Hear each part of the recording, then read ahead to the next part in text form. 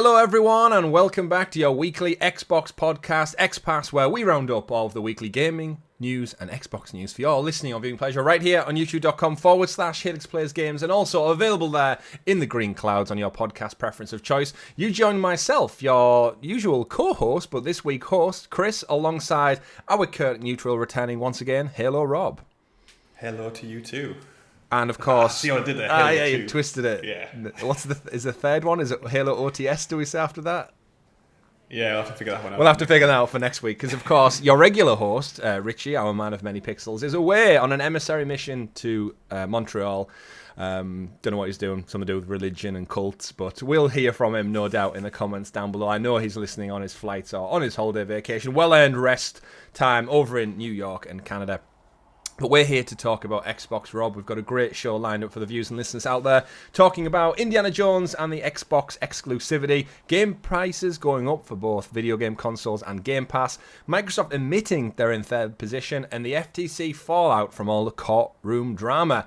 All that and much, much more. But before we do get into it, don't forget to like, subscribe, ring that bell so you're kept in the loop with all the great content we do here on the show, like this very show, like our weekly PlayStation podcast, Talking the PS, which goes live every Tuesday, our weekly live streams, and more importantly, our watch-alongs, where we checked out all the showcases over the last couple of weeks for your viewing pleasure. And you joined us, the fantastic community. Love you all. And we've got a whole list of games now, Rob, coming out over the next... we didn't know what was coming in 2024 and beyond, and now I feel like there's just too much.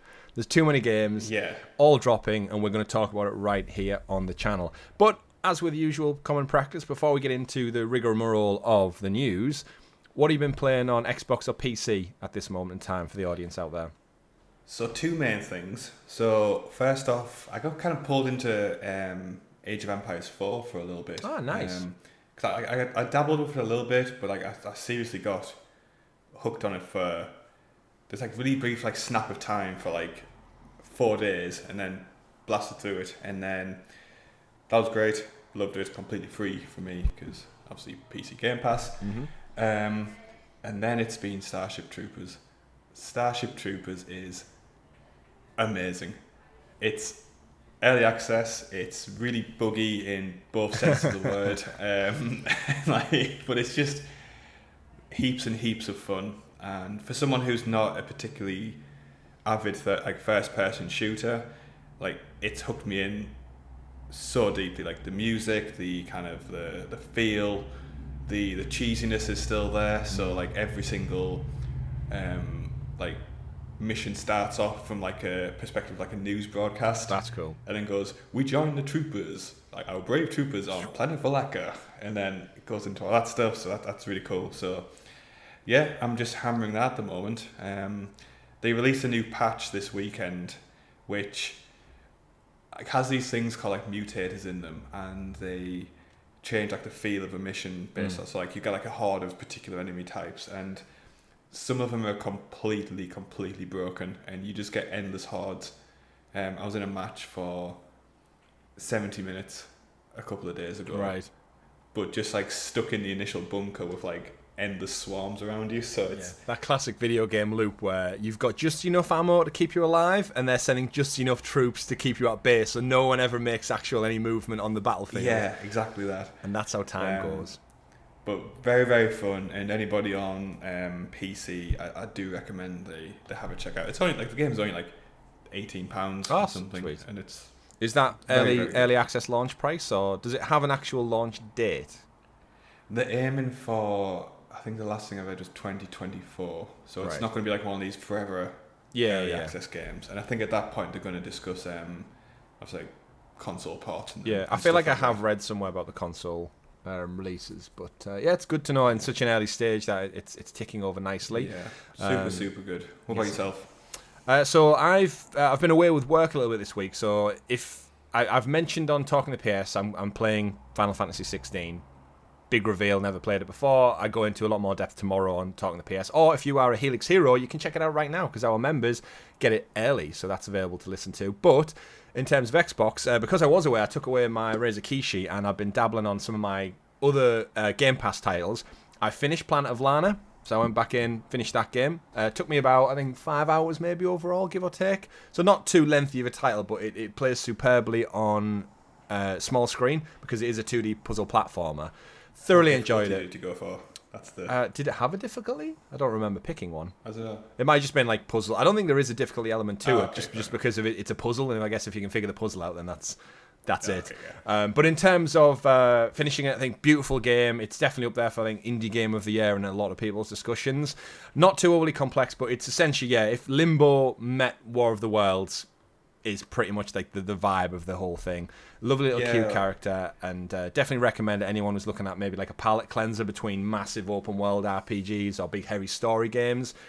Take away at it a couple of hours. My daughter did enjoy watching me playing actually because of like all the bright colours and stuff. Not much going on, but she sat in a little rocking chair and just had the like nice relaxing music. I enjoyed it for the same thing. Yeah, like when I was watching Richie do the first look, I think I got the same kind of just relaxing. Yeah, there's nothing really to it. Yeah. But finished that one, so I finished that, and then I thought, what do I want to do while I'm away? And I was really fortunate. I stayed in Glasgow this week, and the internet through 5G, I was getting like 130 meg in my hotel room, and I was like, holy shit, Jesus. This is like, I can do cloud gaming on this, like without like crappy hotel Wi-Fi, I can actually just play it. So hooked it up, ran perfectly, and I jumped back into Hi-Fi Rush. So I've gone back in and did the next 2 levels of Hi-Fi Rush. So I only did the opening hour and a half, I think, on my first look at it. And yeah, really enjoyed it, and I want to get back because I think it is going to be in my Game of the Year conversation. Maybe not the Game of the Year, but it'll be in the discussion around it. Of course, from Tokyo Gameworks. And yeah, thoroughly enjoyed it still. Plays really, really well on the small screen with the Razer Kishi. The comedy in that, the anime humour and the art style and the little video segments that drop in, stunning. If you've not played that, it's such a good game. Gorgeous, really fun to play. And again, just didn't take too much commitment because it's broken up into levels. I pretty much just commit to a level at a time, and when I finish it, I go, how much time have I got? And again, as a new parent, and I'm at work, other things to do, fits in really, really nicely. So chipped away at that one, and now I'm kind of just, where do I want to go next? I need something for my console to play. Like I said, I've got Final Fantasy, but Xbox, we'll see what's on the horizon after I've finished Hi-Fi Rush. Thoroughly enjoying it, and let us know in the comments below what you guys are playing out there. I'd ask Richie what he's playing, but can't play cloud gaming on the plane, so unfortunate for him. Moving on to the actual news topics of the week, Rob, as we always do. In Richie's absence and by proxy my absence, would you do my job and introduce us to the excellent? Whoa! Wait a second. This is I just read my notes on the in the old doc, and this has changed. Right, Richie's away, so we're gonna mix it up. Okay. The excellently examined and excavated Xbox expose, aka the news. Oh, you chucked me in on that one, you little sly fox. It might have been Richie. No, I don't know. I feel like I looked at it at some point, and I can't remember why. But I changed it, folks. The Richie's away, and I've altered the entire DNA of the show. We're going to talk about Nintendo Switch now for 40 minutes. XPass is now something different entirely. He's going to be listening to this on the plane back, I imagine. He's going to be like, maximum speed pilot. Get me home. I need to change this. I can't remember what I changed out. I think I just added in examined. Was it exuberant? Exuberant, yeah. I think when I read it out, I hate using the word exuberant, so I changed to examined. Because I thought, in the flow of it, it's excellently, it's examined, it's been excavated, it's Xbox related, and it's an expose because it's the news. And when it was like exuberant, it was like we don't do that much hard work to get the notes together. Yeah, it's probably not exuberant, is it? Yeah, but we've definitely examined it because we read through the news stories, just like we're going to get into on this very show. Kickstarting things off with the breakdown from all of the FTC news because that's been this week. And aside from all that, we did get some bad news in a weird way before all that, and that is the price of Game Pass and the consoles in a lot of countries, similar to the PlayStation 5 did, is going up, Rob. So Microsoft has announced earlier this week that the Series X and Game Pass pricing is set to increase in various countries over the next couple of months, beginning with a Game Pass increase next month. So you're going from $9.99 to $10.99, so a $1 increase, and Ultimate is going to jump from $14.99 to $16.99, which is a $2 increase. Obviously, check out your equivalent local. I think in the UK it's £8.99. We'll be going up to $10.99, and Game Pass Ultimate is going to go from $12.99 up to $15.99, something like that, give or take. Crunch those numbers. Hopefully, like me, you, and Richie, you're locked into all access anyway, so you don't have to worry about these price increases. The consoles, interesting take. The Series X is going up, but not the S. So that's gonna stay locked in. Not the USA still. Just like the PlayStation 5, obviously the biggest market in the world for video game console sales. Not increasing the pricing there. Obviously they don't want to rock the boat, it seems too much. But everyone else, us Brits and the Aussies and the Canadians, we all get screwed over by this, regardless of your exchange rates for your currency. We knew this was coming. Right? Yeah. It's everything in the world right now has gone up. Your gas, electric, your tax, your water bill, the price of everything bar gaming to a degree. We know this generation the prices of games went up. Is it any surprise? Because we've never had this before, where consoles, mid-cycle, they usually get a price cut, not a price rise. Yeah. And with all the constraints they've had around distribution, is this any surprise to you? As a businessman, is this any surprise? No, I mean, I think it was alluded to a while ago, wasn't it? I think Phil did say we might have to bite that bullet. Something. Yeah, and I think, I saw coming, as you said, everything's getting more expensive, and especially kind of like inflation in the US versus inflation in in Europe and the UK is very different. So I can't understand, and just like the logistics of getting stuff to multiple territories with multiple rules for importing and stuff like that. Yeah. I can see why the US has been a bit kind of immune to the increase compared to us. It sucks. Of course, I don't want to spend anything more than I have to on anything, because why would you? But I still think like Game Pass is still good value for money, and all it takes is one or two titles to kind of completely change that kind of formula, right? Like if Starfield hits, like that's a paid for the year in my eyes. Yeah, you would have paid £70 for Starfield if you were into that one. Yeah, in a parallel universe, like if Red like Fall hit as well, that would have been again another kind of. And we've got Forza, and there's all the second party deals still to come. Yeah, but it was inevitable. It's something like, obviously it's a $1 trillion company, Microsoft, so it seems a bit harsh to pass it on to your consumer, but at the end of the day, the bottom line for any business is the income. They were quite clear. Caray Perez, who's head of communications at Xbox, did put out a statement saying, "We have held on the prices for console for many, many years, and we have adjusted the price to reflect the competitive conditions in each market. These Game Pass price adjustments are not related to the Activision Blizzard deal and are intended to match local conditions." So basically curbing that off quickly, that just because we're about to drop $69 billion on acquiring a company, that's not why we're bumping your price up by $2, £1.50 here and there. So it might do. They might just not want to say that publicly. Yeah. But it's one of those things. It's inevitable. Everything hasn't everything's gone up. Yeah. So no surprise. Especially cloud services as well. Like servers need power, and power is expensive now. It is, absolutely, yeah. Like I said, gas and electric goes up, therefore running server farms also goes up, and that cost has to go somewhere. Interestingly enough, though, as you said, the value proposition is still 100% there. In terms of the options you've got, bear that in mind that they haven't increased the Series S price. So what was arguably the best deal collectively with All Access or Game Pass for 2 years and a console, that hasn't changed. So the cheapest entry-level point is still the cheapest entry-level point. And now it's even cheaper because the other stuff's gone up a little bit. So that's locked in. And my guess is because of things like All Access and the rules around like finance agreements and signing up for a 2-year deal and how that's impacted by inflation, you are traditionally usually locked in and like protected against those rises because you've agreed to a set fee. So go check it out. Go do what we need to. But I guess for us, Rob, we're already in the ecosystem. We've saved money technically by getting it. It's weird, but like I've got my PS5 sat here, and it's now £30 more if I went and bought one today. So it's gone up in value since I bought it, which is very rare for technology. It usually goes the other way. Assets. Yeah, which is crazy. All those scalpers who are still sat on them, who can't sell them. I think one thing to bear in mind as well, like the second-hand market for the Series S is like flooded at the moment. So I don't think a price increase on the Series S would just push more people at the second-hand market anyway. So like I can see why they haven't done that.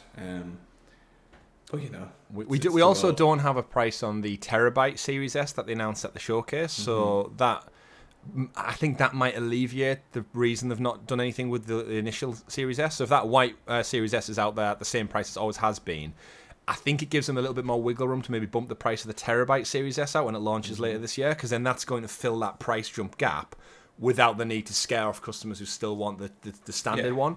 So I guess they've got something in the pipeline that can compensate for that a little bit. But either way, not good news for people looking to pinch a penny every now and again. Moving on, though, this is a very FTC-focused show, as I said. So weirdly enough, while Microsoft and Phil Spencer and the team are in court discussing spending millions and millions of dollars, they're putting the prices up separately. You would have thought that maybe you've kept this for another week.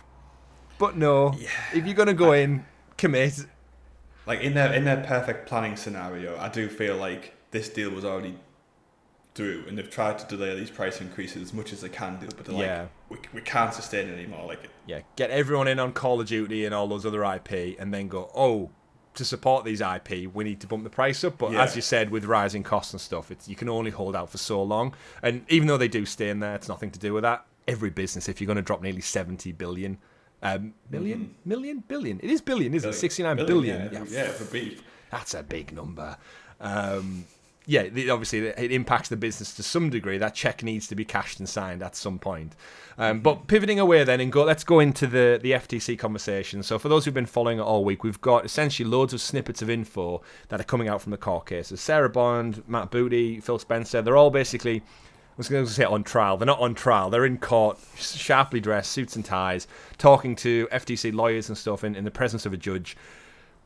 And let's face it, an FTC team who seemingly don't know that much about the games industry still. I've seen images on Twitter where they're dragging in like PlayStation 5 boxes and Nintendo Switch boxes to put on the standards. Exhibit A, is this an Xbox? Yes. Look at this Nintendo Switch. They're not the same thing. And Phil Spencer's had to come out and like basically explain how a Nintendo Switch is competing in the same market as Xbox, whereas the FTC are trying to argue that the Switch is a separate entity that doesn't work in the same field. And it's very, very bizarre. Like I'd go so far to say that like some of the FTC questions, the questions which anybody in business should know, not just gaming. Like there's very simple things in there which seems to go over the head. So as you said, like the comparison between like the Switch and the Xbox not being in the same, like that's like saying like in marketing you have like direct competitors, which is like, you know, Xbox, Microsoft, very simple competitors there. But you also have like wallet share competitors where it's like, I don't know, someone can buy, you know, a new wardrobe or a new piece of clothing, or they could also like go out to eat.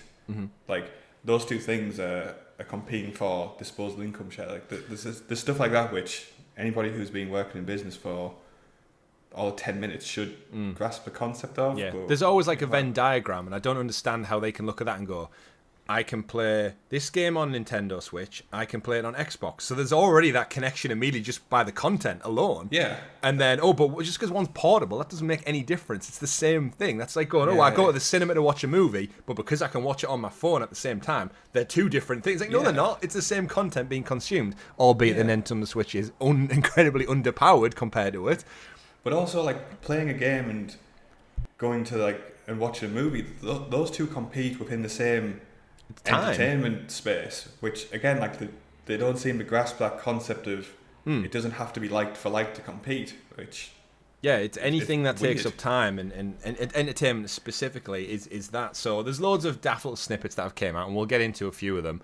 The interesting one that came out initially is Microsoft essentially admitting they lost the quote-unquote console wars. One of the FTC lawyers, I guess, did ask Phil Spencer, like, where you find your positioning in the console market come 2021, even highlighting that Xbox only had a 16% share of the console market in 2021, which we kind of knew, I think, off the back of the PlayStation 4's success and the meteoric rise of the Nintendo Switch, which I think caught a lot of them by surprise.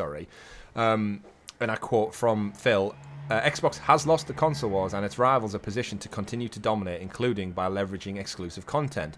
Xbox has consistently ranked third in consoles behind PlayStation and Nintendo. And this goes back to they didn't bring up the console war. It was the FTC lawyer, and Phil essentially said that the console wars are a social construct made by gamers. It's not something that they talk about internally. It's not something that's it's not a real damn war. We all know that, but it's the term that sticks all the time. And essentially admitting that, this is when they try to say Nintendo aren't part of the conversation and saying, well, actually, no, you're not in third, you're in second, because there's only PlayStation, Xbox in that field. And then them trying to have to counter-argue and say, well, we've got the PC world, we've got the Switch, which is very much a key player, and that's why we see ourselves as third. And it's a weird court case, this, because essentially the overall crux of it is Microsoft trying to position themselves in a weak state so they can push over, saying, we need this Activision deal to go through to survive, to keep our content up there, to compete with the likes of Nintendo's exclusivity and PlayStation's exclusivity. And obviously, the big takeaway is it's kind of their own fault. They haven't worked on their own internal studios to get to that level of quality that Nintendo and PlayStation have. But what happens in a consumer world, a capitalist society, is if you have money to spend, you spend that money to improve your services. And that's what Microsoft are doing. And anyone who wants to put a block on that, you do have to I'm on both sides of the fence. I sway back and forth with it. Like sometimes I don't care because I'm not a Call of Duty player. I'm probably more of a PlayStation fan. But at the same time, it's business. Like, who are we to stop business from progressing? If you've got the money to spend, then that's up to you. But I think the Xbox team have done a really good job of kind of giving some context to where they stand in the market, because I was surprised at the 16% figure. I it's low, isn't it? Yeah, I don't know what I thought it was, but I didn't think it was that. Because you'd like to think maybe they'd all want to be on about a third apiece, but evidently PlayStation is outselling them 2-1. We saw a few weeks ago the financial results showed that the Series S is underperforming, even though I feel like it's doing amazingly well. I'm just one guy looking at it from the outside in, whereas actually statistically they're not. And the Nintendo Switch just keeps selling, and Legend of Zelda is going to do nothing but increase sales of Switches tenfold. So they're not stopping anytime soon. And I guess when you think about breaking down just the 100% margins, 16 to 20 is probably the best they could ask for, because they're clearly not getting anywhere near the 33% they probably want. Yeah, exactly. And like one of the key things I think which I pulled out from the conversation, and it was one where Phil Spencer got like particularly frustrated. I feel like of all. I think everyone feels for him.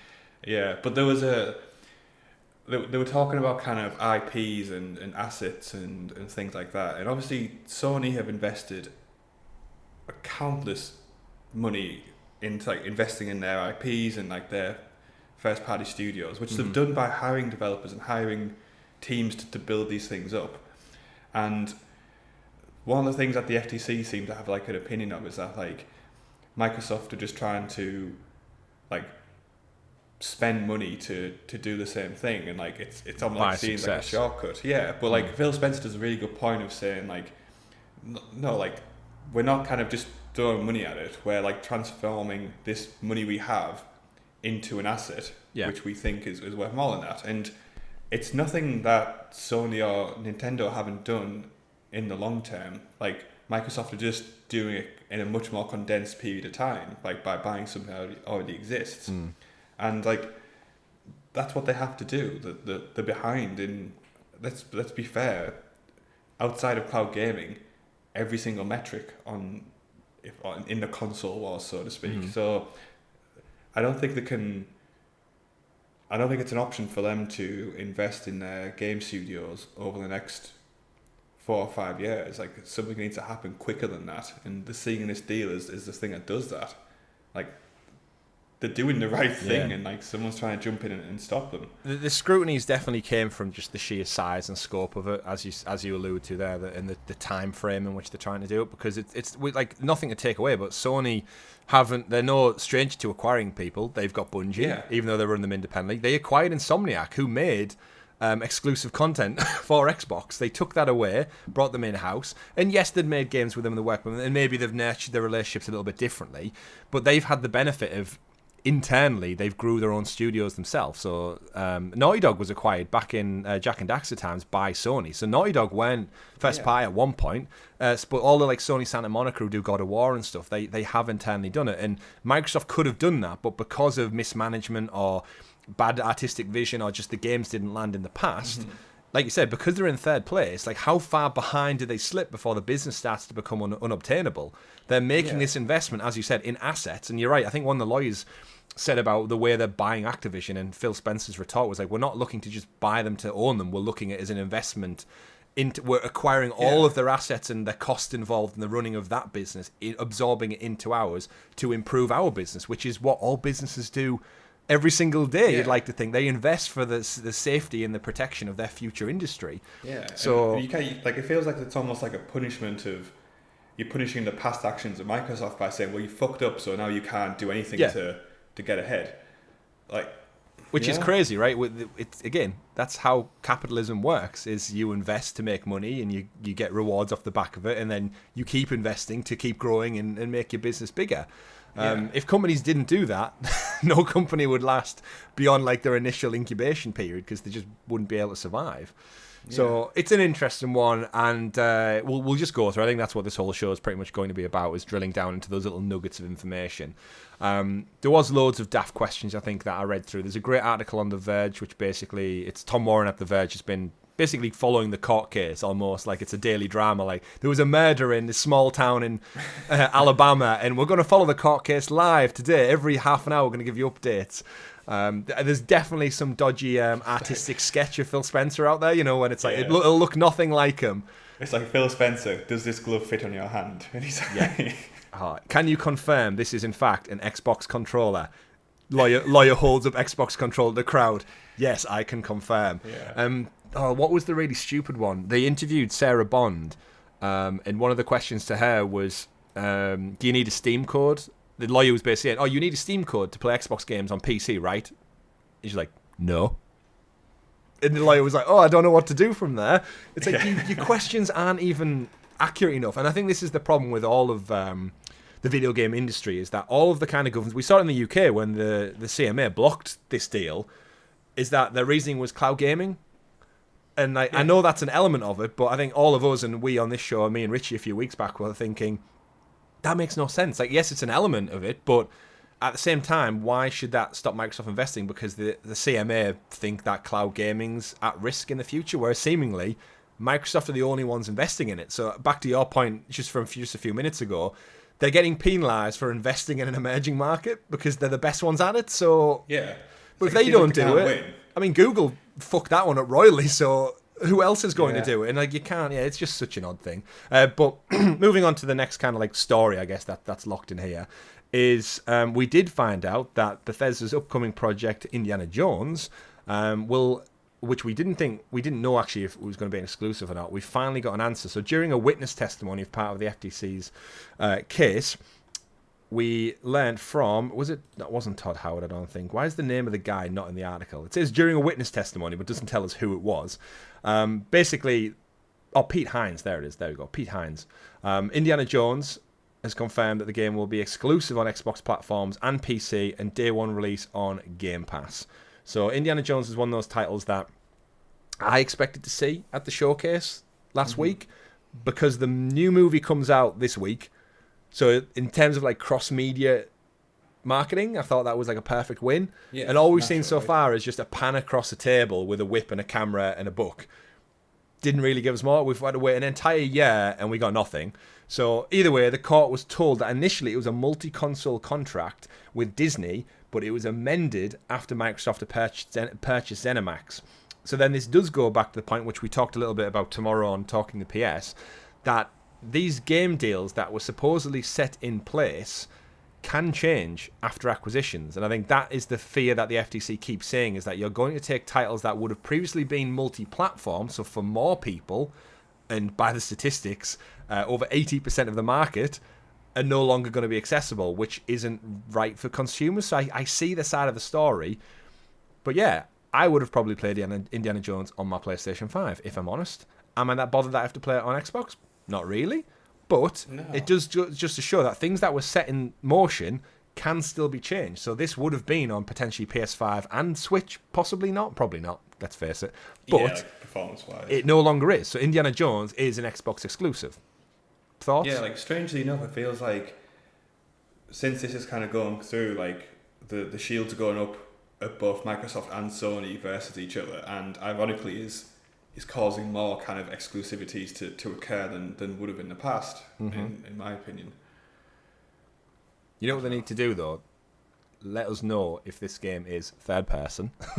That's still something I want them... Like, can't the lawyer ask a relevant question? Forget asking about all the financial benefits.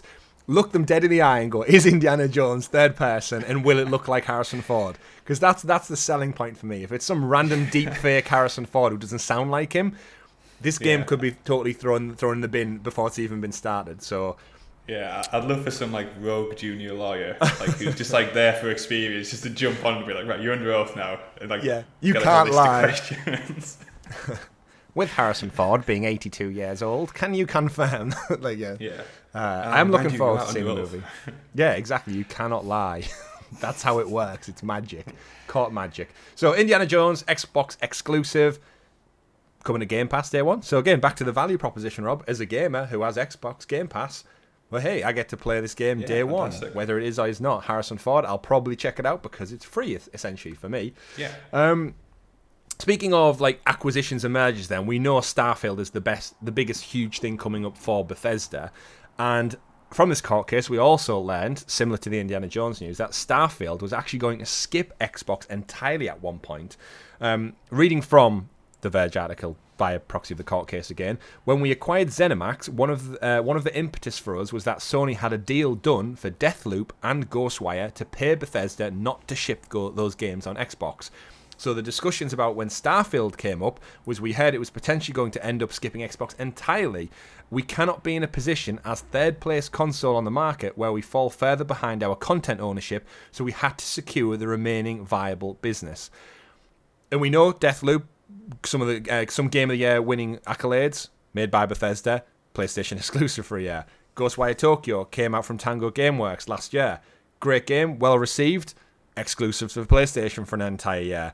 Starfield, which the way they're talking about it is going to be the next big thing ever to come out in video game history, could have also been not only a time exclusive, but by the sounds of it, Sony were gearing up for this to be fully exclusive. And I don't blame Microsoft for looking at this and going, right, how much have we got in the bank? 7.5 billion? We can get all these studios, all this IP for content, and more importantly, we safeguard our business from losing out on these top titles. And then the rest is history, I guess. They bought ZeniMax, they acquired Bethesda and all the studios under that umbrella, and now we live in a world where Starfield is probably going to be Microsoft's saving grace this year. Oh yeah, 100%. So if they're in last position, if they didn't have Starfield, what the hell would we be playing later on this year? Forza? Yeah, it almost feels like Sony's being like the bigger kid, and it's being like just like hitting, Microsoft was like with this like little stick for a while, and then Microsoft's like, okay, like, well, Xbox is being like, oh, he's my big brother, he's got a massive stick, and now Sony's a bank like, account. no, this isn't fair. Like, stop doing this. It's it makes sense. Like, again, how do you stop an aggressive competitor? Like, Sony just clearly have this magic way of making deals, because we've seen it with Square Enix time and time again. We've seen it with second-party content.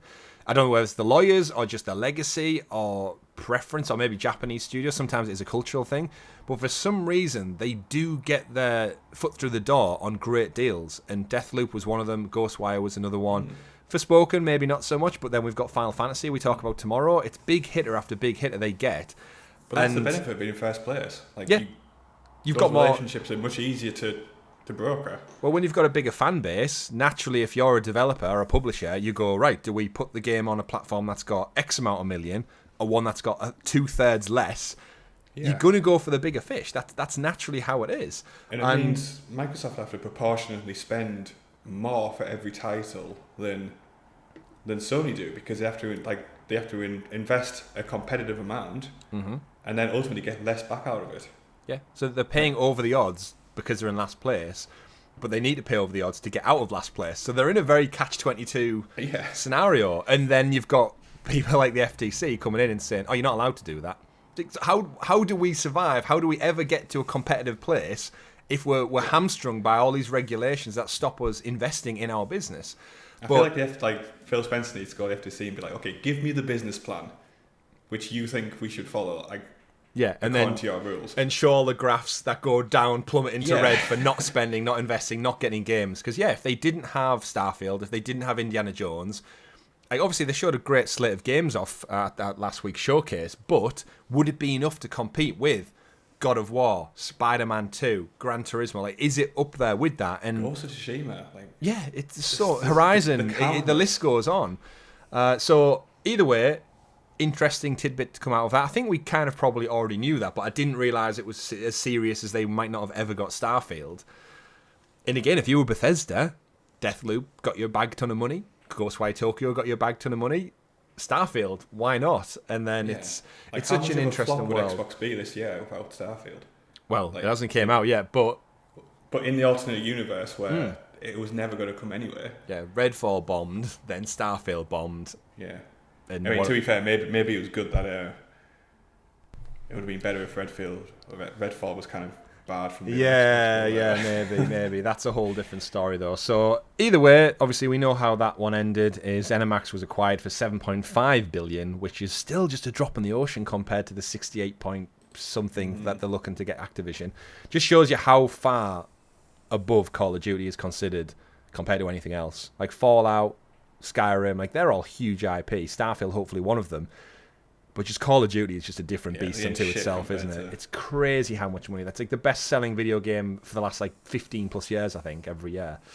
But moving on through our lawyer's case, we also found out that apparently at one point Microsoft was interested in buying Zynga, which you'll know from the it's a busy mobile division. They make things like Farmville, essentially, and a bunch of Crash Bandicoot on the Run, those type of things.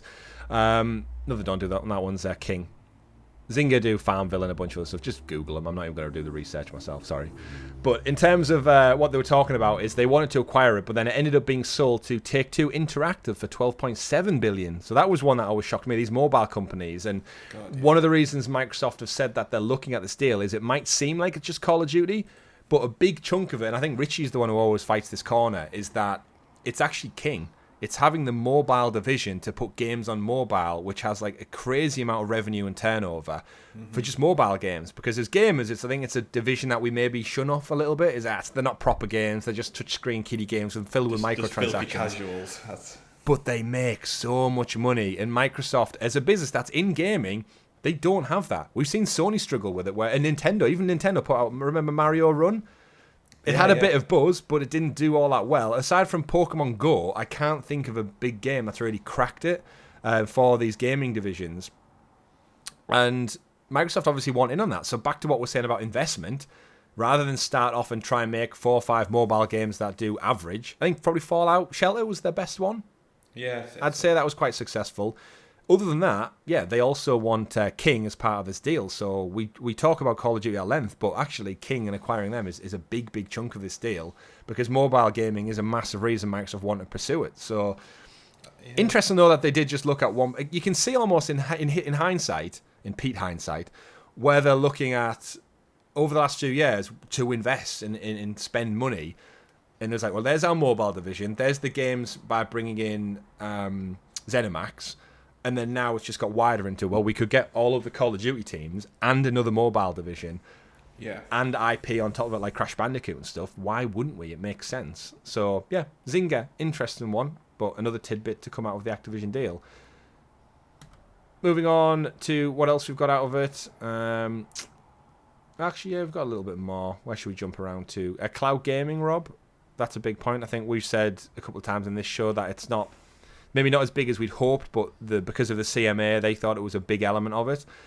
Sarah Bond, who was, again, up in court, speaking under oath, her response to the Game Pass Xbox Cloud Gaming feature is, it's not as popular as we maybe once thought. And to read from a quote, what we found is that it's really being used by our players as a feature for the consoles, emphasis on feature, because what people do is when you start playing a game, instead of waiting for it to download, you can start playing it straight away while it's downloading in the background, and it's actually the majority of the usage of xCloud Gaming today. It's just a console feature. It's not a storefront unto itself. So I think this is a bit of a maybe downplaying it a little bit. Yeah. But they're basically, I think, because of what happened with the CMA ruling and their focus on concerns around cloud gaming, now they've gone to the FTC. They're trying to just get away from cloud gaming being any part of the conversation by saying it's basically let's talk about them for demos only. It's just for demos. It's not really a marketplace. We ain't selling games to cloud gamers. Look how much Stadia failed. And then, because they did actually have Dov Zimring from Stadia team, he was lined up to speak at this hearing, which, considering Stadia shut down in January, it's a bit odd that they've got a representative for Stadia present here, other than maybe to ask him what went wrong. Maybe he was just booked on early. So. Yeah, we booked his appointment back in January before it was announced. Yeah. So, either way, cloud gaming, it's interesting to think internally they've addressed it. And I think with the shuttering of Stadia and the performance of Amazon Luna currently, do we think this puts a pin in like everyone's cloud gaming aspirations for quite a while? Are we just wait another decade before it's going to rear its head once again? I think there's it depends how you look at it. So I get the argument where they're saying it's not like a market unto itself. Me personally, I view it as an evolution of a current market in the same way that kind of like DVD evolved into Blu-ray, which evolved into kind of streaming as the, I guess, predominant way to consume film media, right? So I get there's always going to be kind of purists who still kind of like value the marginal increases in Blu-ray. Like, I don't know if you still collect Blu-rays, but like less than I used to, but yeah. But there's still like an enthusiasm market, I guess, for that. But in the same way, I kind of see that cloud gaming is the evolution of gaming as opposed to this distinct thing happening. I think, like, obviously we're in the early adopter stage, so I get her argument in some regards, but I think it is a definite, to call it a feature is, I think, not necessarily correct, but I kind of see where she's coming from. But it's a definite downplay because they got spanked by the CMA. Yeah, it's like, hey, let's not talk about this. Just in case. But yeah, and we know it's probably running at a loss for the moment because of the servers required and stuff, and they're not getting purchases because I think Microsoft said it was going to be done by the end of last year, and we're still not to see yet. But any games you purchase outright are supposed to be in the future going to be playable through the cloud. So similar to what we had on Stadia, where you buy a game and you can play it anywhere. I think because of Game Pass, it's maybe stammered that a little bit, where because most people who try out xCloud or Xbox Cloud Gaming are just doing it for demo purposes, I think Microsoft have maybe like reeled back their time and investment a little bit. And I think with competition like Stadia shuttering, the necessary requirements to compete isn't there anymore. So they're like, well, why would we keep investing as much as we have been when we can just do a slow trickle effect, see how the market trends go, and maybe if we need to ramp up, like, let's face it, they're still number one. They've got the biggest library ever. Yeah. They nail it when it comes to day one. Like, we've done so many streams on this channel where I haven't installed a thing because it's there on Game Pass PC day one to stream via the cloud. That's my preference to do, because then I don't have to clunk up my whole hard drive with downloading game after game after game. So it's great for me, but I can see where they're playing it into a utility, and I completely agree. It's just to skirt around those particular features. Yeah, but it's that thing, isn't it, where they say competition breeds innovation, but if, like, Sony aren't particularly pushing ahead, Luna's just sat there, Stadia's dead. Like, I can see internally they've scaled back their ambitions a bit in the short term. I mean, they've essentially won out. They've literally outlasted some of their competition, and at the moment, like GeForce Now, for all the great things it does, it's not quite the same as what Xbox is offering. We know PlayStation have said they're going to aggressively get in the cloud again. That might take another year or two before we even see the fruition of that. So they're in no rush, and they don't need to be, because they're concerned with court cases and lawyers at the moment. So that's fine. A couple of little tidbits we got out of the showcase as well is Xbox expects next-gen consoles to be landing in 2028. So if you're worried about your price going up for your Series X and Game Pass, fear not, because there'll be a brand new console out by the end of 2028, no doubt, for you to spend even more money on, because I'm sure the price point will go up. And I guess this ties in with what we were saying about cloud, is that it's there to compensate for that. So if you cannot afford these consoles with the price rises, as long as you've got Game Pass, you can play most of them via PC or cloud gaming anyway. So I said at the top of the show, I played Planet of Lana and Hi-Fi Rush this week using just my phone on the move with Game Pass. Worked perfectly fine for my case basis at that moment in time. It is a great utility. It's a great feature, and I'm so glad it still exists today. But 2028, Rob, what do we think? You, me, and Richie have just become the proud owners of a Series S. We're in this ecosystem.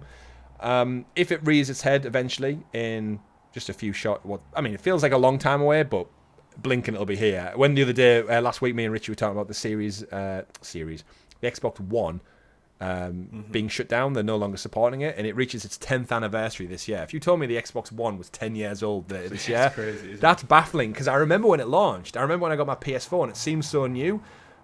But telling me that my PlayStation 4 is a 10-year-old this November is like, what? That's crazy. Yeah.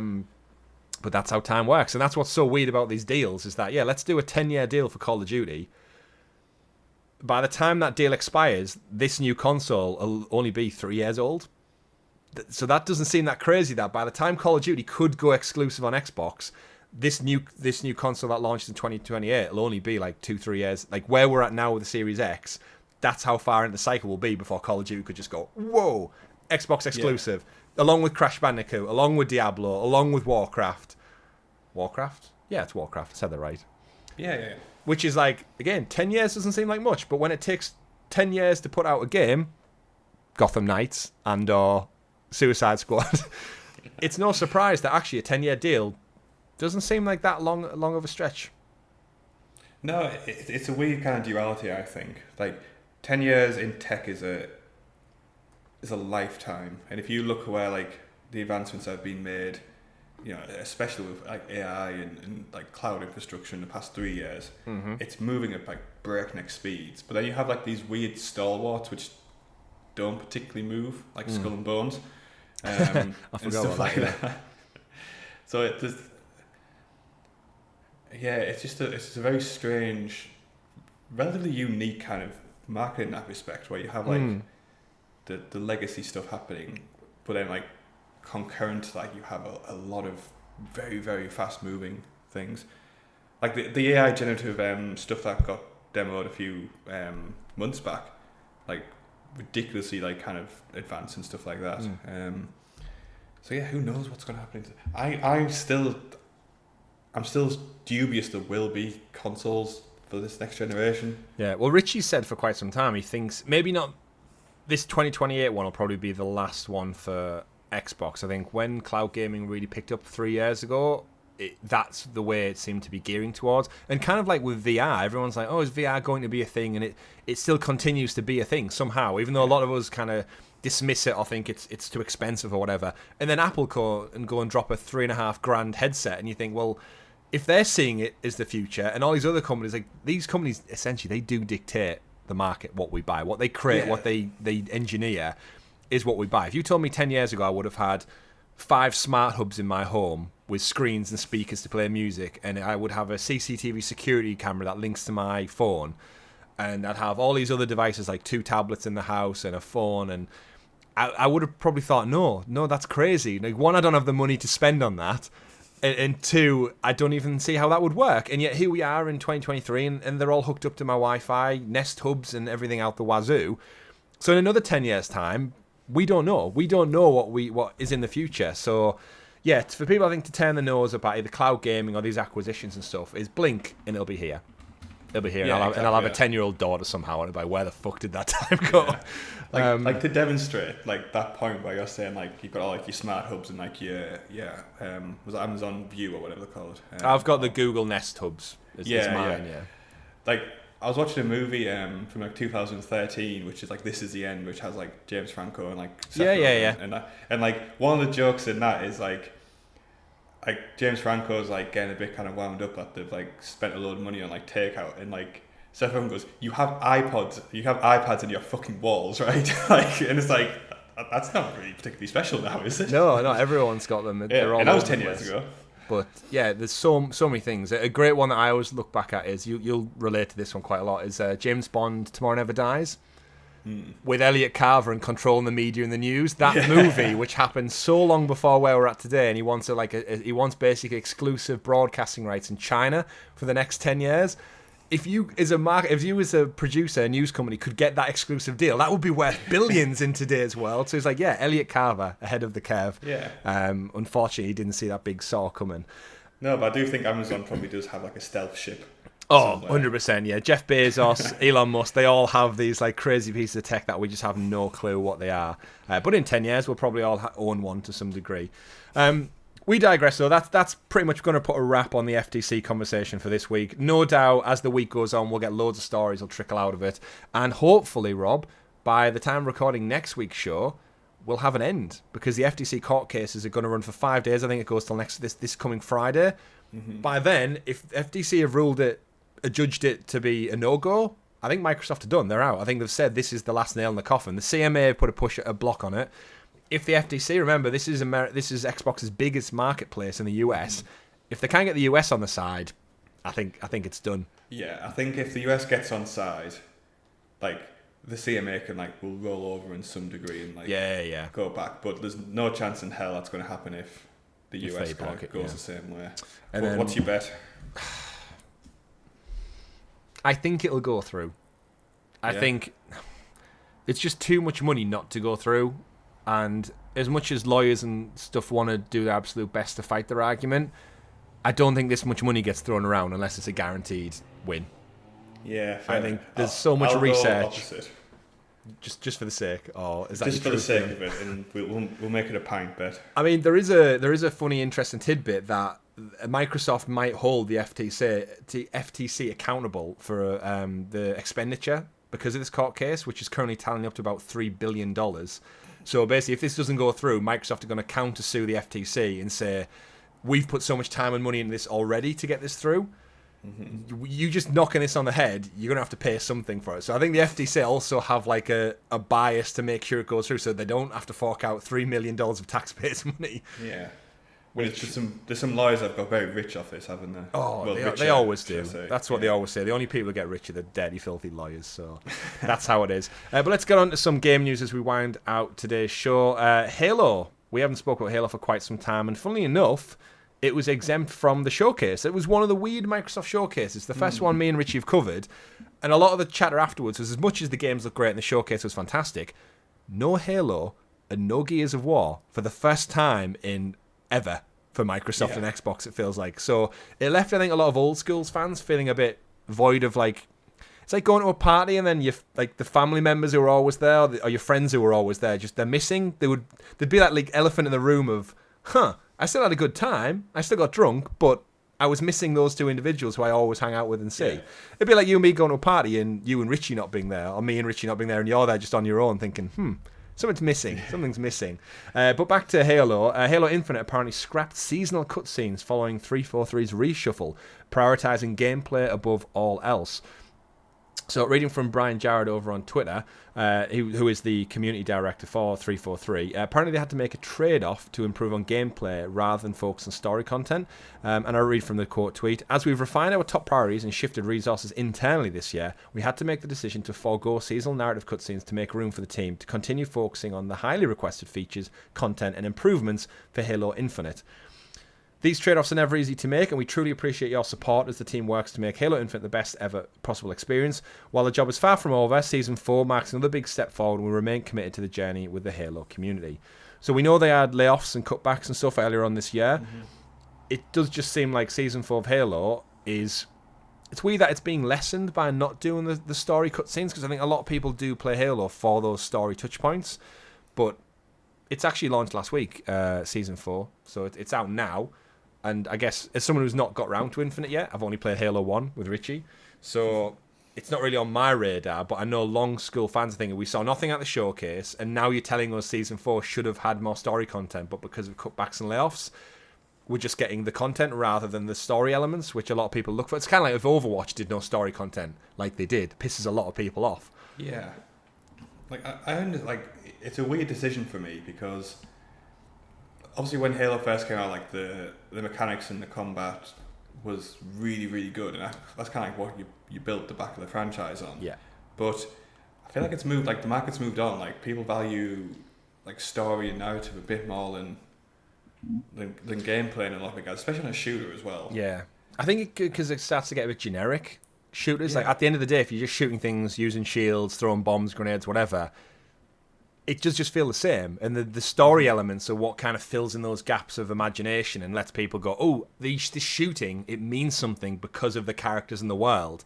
These grenades I'm throwing, it means something because of the backstory and the ramifications of it. If you don't have those elements, it is just become I'm just shooting for the sake of shooting. Yeah. It's like Starship Troopers. That game is, it's good gameplay, but if it didn't have like the IP and like it wasn't very faithful to the IP and things like that, then it would do fairly unremarkable. Like, Yeah. not to diminish the game, but it would be. Just another shooter, which is what always Yeah. bugs me when we I think why I don't like not that I don't like shooters, but I enjoyed Wolfenstein thoroughly because it had that story element to it. That's what made it so cool and unique. And Infinite, my plan is to slowly get through them, get to it as quick as I can. But yeah, it's an interesting one. It's funny things going on at 343 still.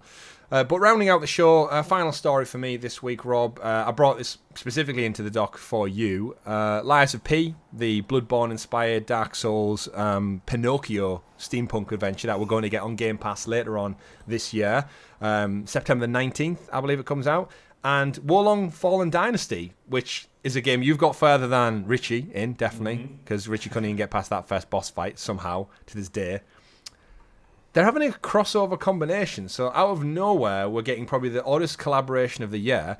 Reading from the Wolong Fallen Dynasty Twitter account, we are pleased to announce that we are collaborating with Lies of P, a dark fairy tale action game from South Korea. Stay tuned for more details. So we don't actually know anything more, but Rob, how does the Romance of the Three Kingdoms and the Fallen Dynasty cross over with Pinocchio? I am absolutely...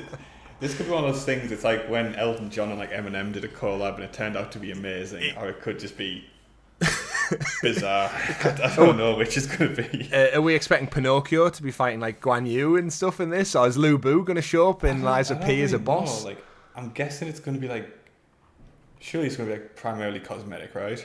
You'd imagine so, yeah. Yeah. I mean, the studios, they're not the same. It's not like Koei Tecmo or Team Ninja are working on both. It's two independently ran companies. Apparently, someone made a phone call or sent an email out and went, let's do it. Let's just do this. Like, Let's get you fighting Pinocchio as a boss fight at the end of Wolong Fallen Dynasty. Yeah, Forget Lu Bu, Pinocchio. there was some like developer conference where like a couple of people got talking and then it just spiraled into to this, which I don't even know what to think about it. Like, but yeah, I'll check it out. Yeah, interesting enough, but we don't know anything about it yet other than there is a collaboration agreed. So you won't have to wait long. Wolong Fallen Dynasty is going to get some DLC slated for later this month. So actually next week, 29th of June. And then there's some later packs announced for later on, which could time it quite nicely with the Lies of P launch date in September. So maybe the last DLC pack will be that, and maybe we'll see some characters show up in Lies of P, which is, again, probably one of the stronger touted games for Xbox later this year. Again, not first party, but back to what we were saying about the Bethesda deal Sony made, this could be a good win for Microsoft if they put the eggs in the right basket. But we will have to find out and wait to see what that holds, just like all of the news and fallout from the FTC case that happened this week. It's ongoing. Check it out. Follow all the Twitter pages to be kept in the loop with all of that news. But we'll break it down on next week's episode of XPass. Richie is not here next week either. I think he's still away traveling the world. But we'll be here to break it all down for you lovely fine folks watching along at home. Don't forget to like, subscribe, ring that bell so you're kept in the loop with all the great content we do here, like this very show, like Talking the PS, our weekly PlayStation podcast that goes live every Tuesday, along with our live streams, our first looks and watch-alongs. We will have a live stream probably at some point this week, Rob. We haven't ironed out a date or a game yet. We'll figure that out as the week goes on. Follow us on Twitter so you're kept in the loop with what is due to go live. But we'll get back to some video gaming in and amongst this busy summer of video games. My name's been Chris. And I've been Rob. We've been talking about Xbox for Helix Plays Games. I was going to say talking the PS there, but I've done so well to host in Richie's stead, and right at the very end, right at the death. But we'll see you next week. Thanks for watching, and remember everyone, play wherever makes you the happiest. See you next time. Goodbye.